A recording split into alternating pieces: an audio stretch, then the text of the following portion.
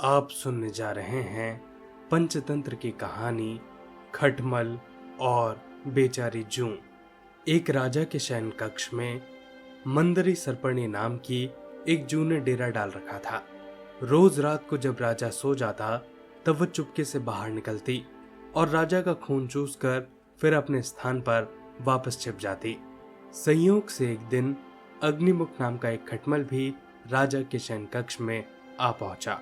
जूं ने जब उसे देखा तो वहां से चले जाने के लिए कहा। उसे अपने अधिकार क्षेत्र में किसी अन्य का दखल सहन नहीं था, लेकिन खटमल भी कम चतुर नहीं था। बोला, देखो, मेहमान से इस तरह बर्ताव नहीं किया जाता। मैं आज रात तुम्हारा मेहमान हूँ। जूं अंततः खटमल की चिकनी चुपड़ी बातों में आ गई और उसे शरण देते हुए बोली, ठीक है, तुम यहाँ रात भर रुक सकते हो, लेकिन राजा को काटोगे तो नहीं, उसका खून तो नहीं चूसोगे।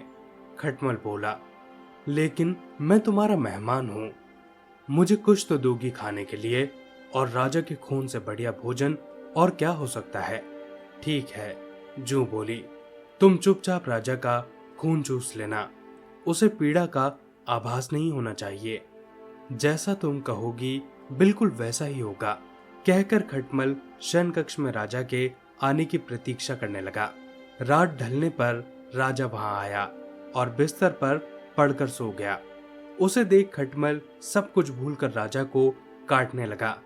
राजा का खून चूसने के लिए ऐसा स्वादिष्ट खून उसने पहली बार चखा था, इसलिए वह राजा को जोर जोर से काटकर उसका खून चूसने लगा।